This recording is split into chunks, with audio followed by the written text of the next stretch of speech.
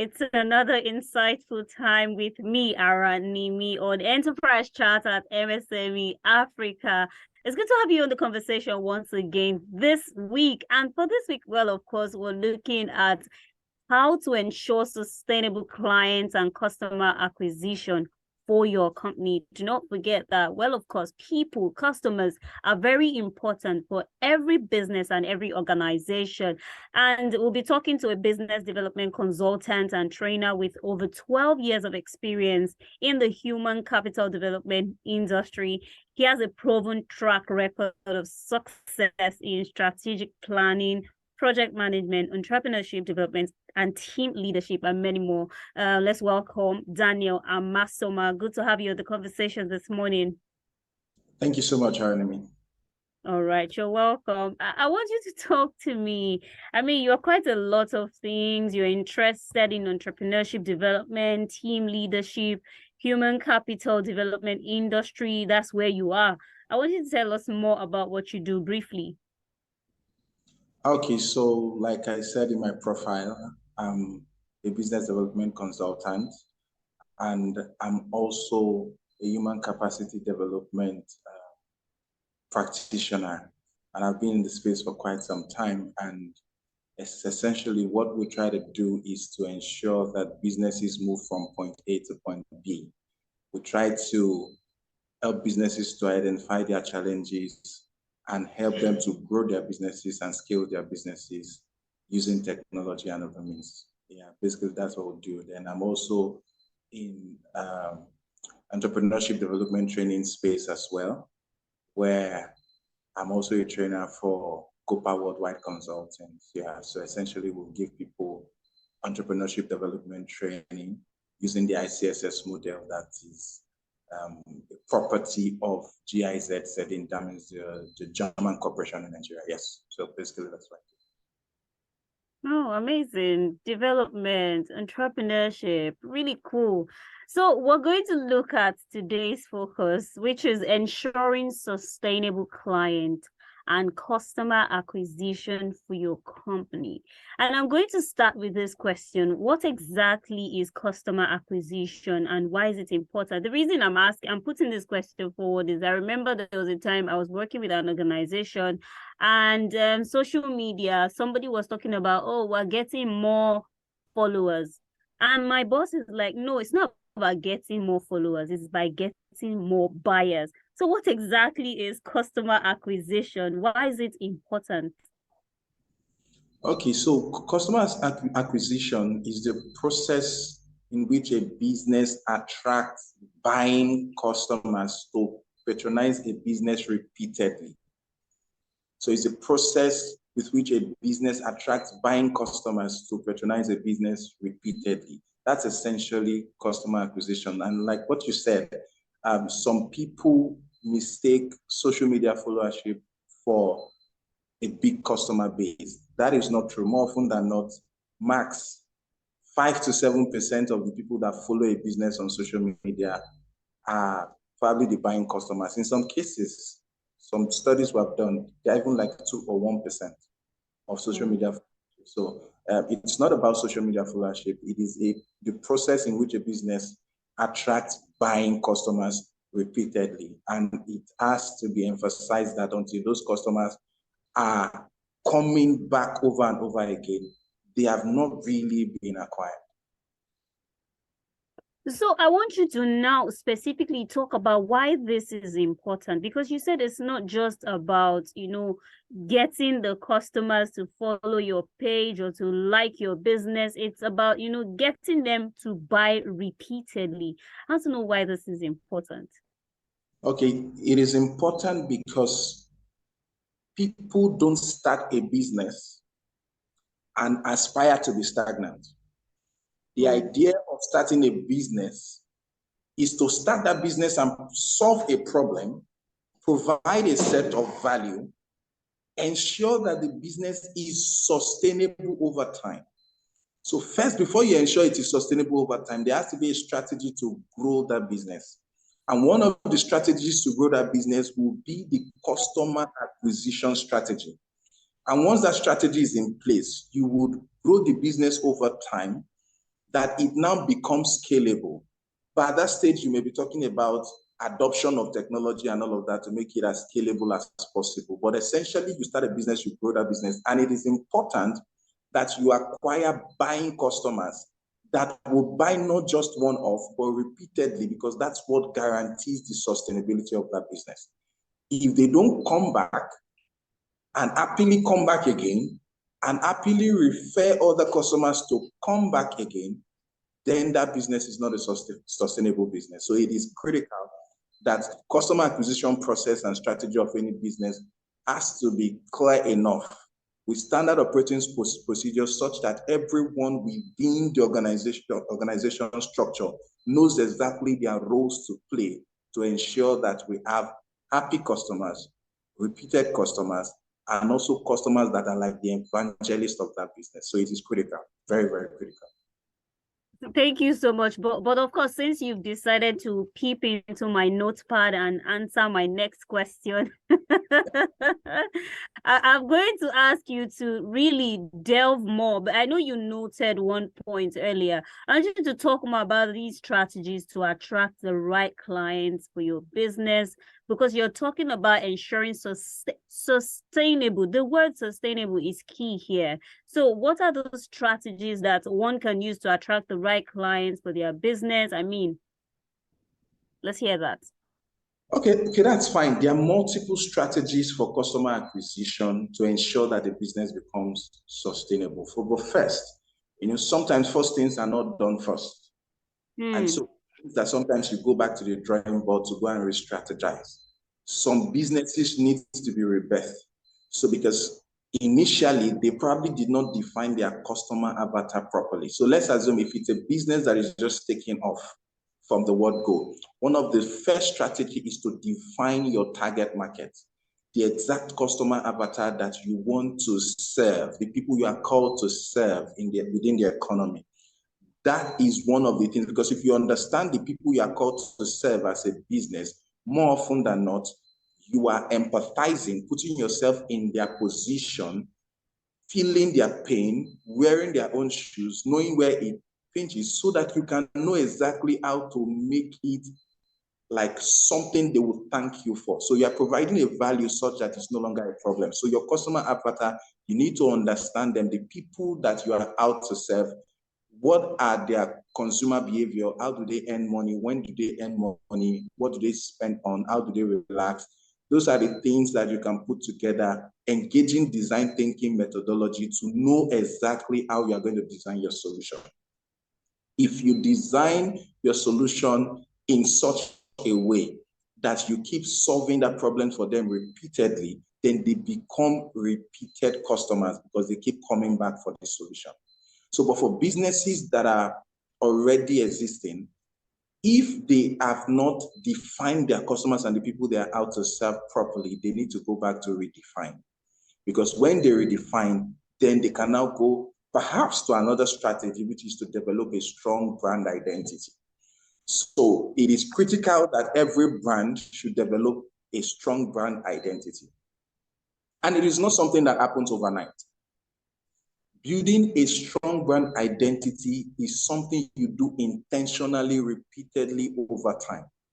You review and ensure that you are getting it right. And if there are areas you need to make adjustment based on the market realities you are facing, you get back to the drawing board, you go and rejig to ensure that you maintain a steady brand identity such that over time, you can now stand a chance. Not every brand will become an iconic brand, but you can stand a chance to become an iconic brand.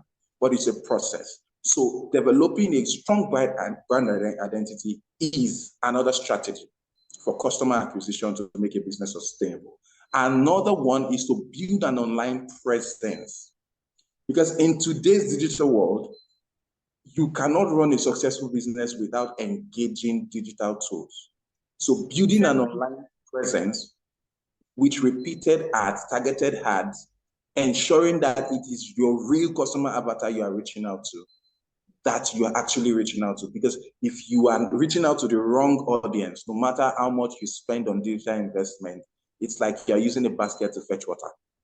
But if you know the people you are called to serve, they are the ones you are targeting with your digital outreaches to ensure that you keep them drawn and attracted to your business. So the same way bees will attract what they attract, the same way your business will attract the people it has been designed to serve. Another strategy that you could possibly look at is to offer valuable content. So more often than not, some businesses want to have strong online presence, but the content that they dish out are just stricto sensu exactly the service they are offering. People want to come to your wellness page and also learn how to have good eating habits, learn how to cultivate healthy relationship skills. Just build valuable content around your engagement, your business engagement with your customers, and you will win more and keep the ones that are existing. So those are part of the strategies that you can deploy to ensure that you are acquiring the right set of customers and they are sustainably and repeatedly, buying from you. So targeted advertising, for instance, is another one. There's a reason why digital marketing organizations are doing so well lately, especially the ones that know their jobs. Digital marketing consultants are sought after, especially the ones that knows what they are doing, because targeted advertising is an art, is also a science. It is not for everyone. It is not enough to pay for ads. There are people that knows how to do these things. So those people can also be contracted if they are not within the organization structure to ensure that the real customers are the people you are targeting with your ad spend. Because your ad spend can be an effort in futility if it is not well targeted. So that is another strategy that business owners can look at. Then you can also leverage customer referrals. You see, sometimes within your customer engagement strategy, you need to leverage incentives. Customer referrals comes from primarily customers that are happy. They will refer other people. How about adding incentives to referrals? That makes it more like a business for a customer than just goodwill. Because customer referrals has to go beyond goodwill to a business for customers. So they feel like, okay, what's in it for me to refer someone else to this business? What's in it for me to refer someone else to come and patronize you?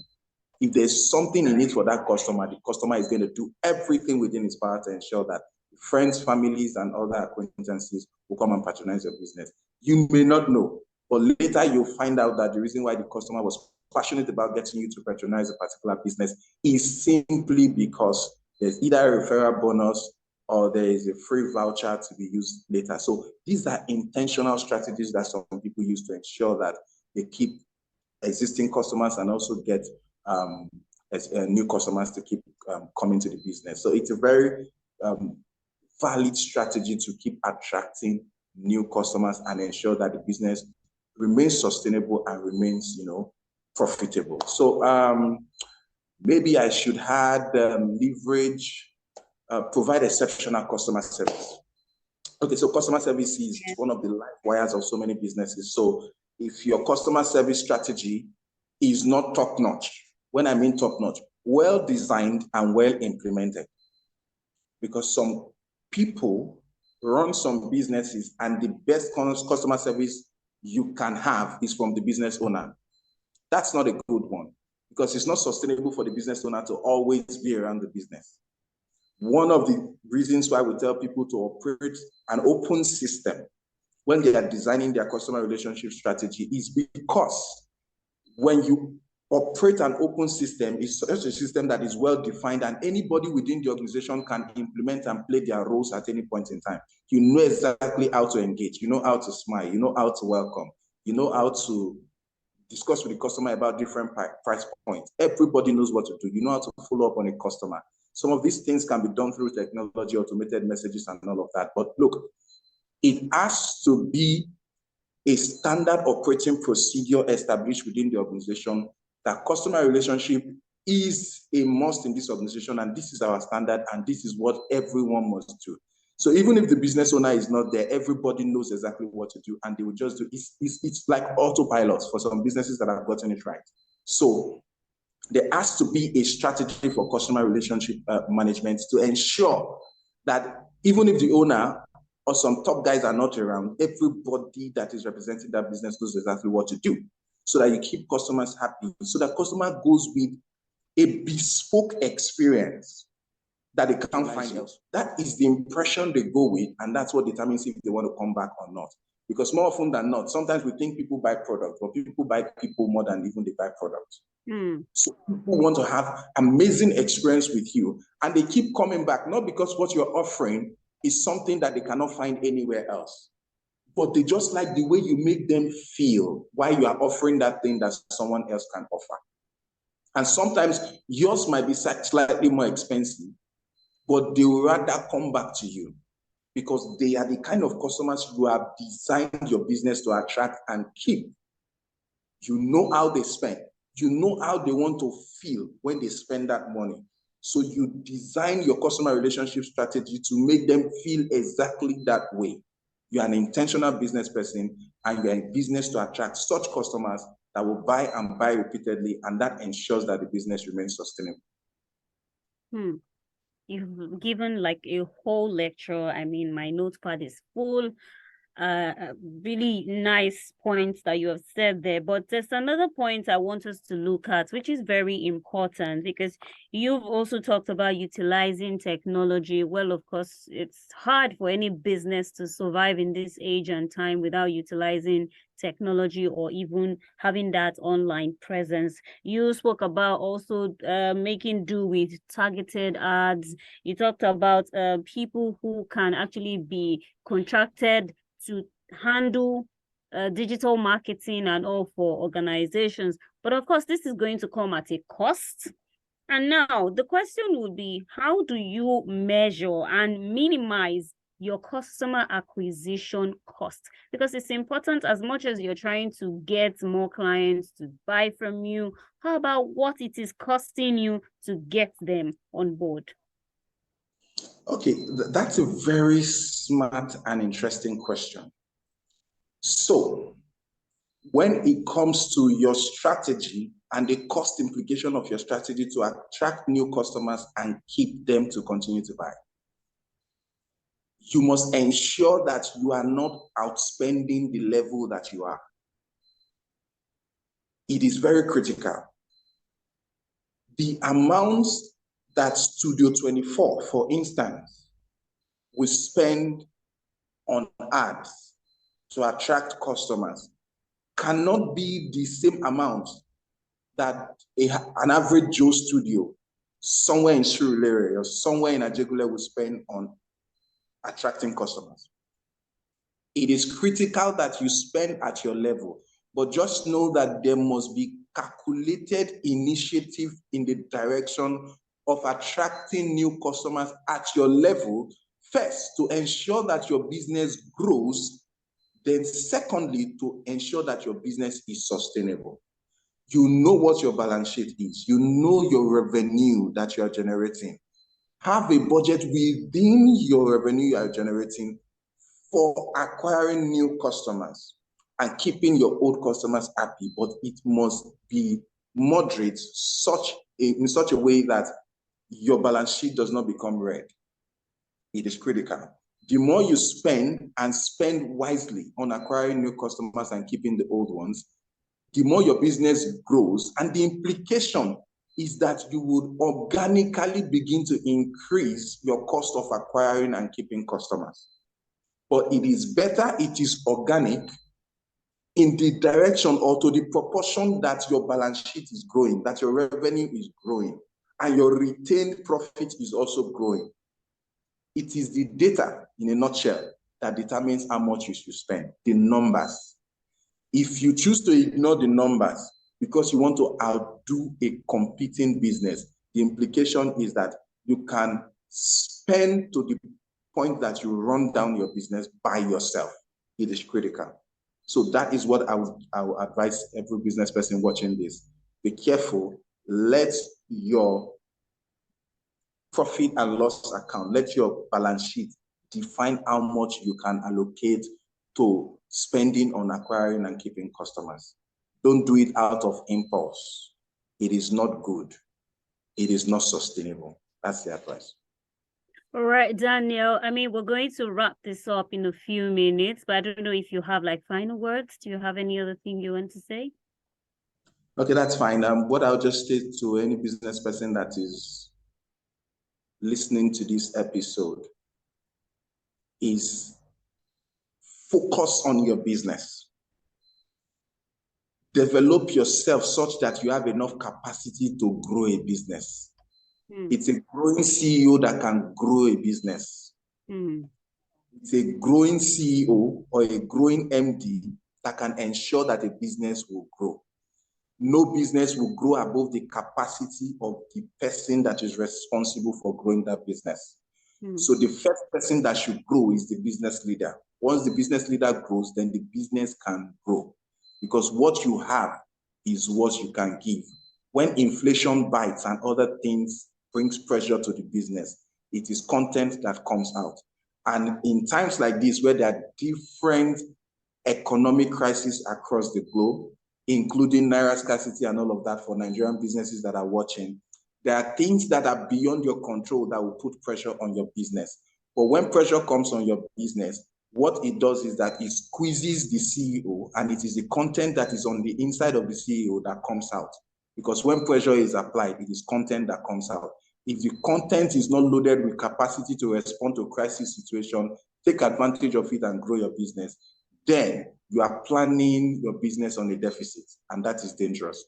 Grow your capacity, look at your business holistically and honestly, think of what you can inject into your business and make it as sustainable as possible. It is critical. And if you must deploy technology because you want to scale your business, it is important that you get the right people to ensure that it is the right technology that will truly scale your business that you are adopting, because it's not every technology that is for you. Identify the one that is for you and make sure that is what you are using within your budget. And what I wish you is all the best. Thank you. Grow your capacity, identify the technology that works for you. Thank you so much for sharing your insights. It's been an amazing time. We've been speaking with Daniel Amassoma, the lead consultant, trainer, Speffect Resources Limited, speaking on ensuring sustainable clients and customer acquisition for your company. Thank you so much for joining us today, Daniel. Thank you for having me too. Yes, you're welcome. This is where we end the conversation today. Thank you all for joining us. Don't forget, you can connect with us on our social media platform on Instagram, Facebook, and YouTube at MSME Africa. Until we see you next time, I remain Ara Nimi. Bye for now.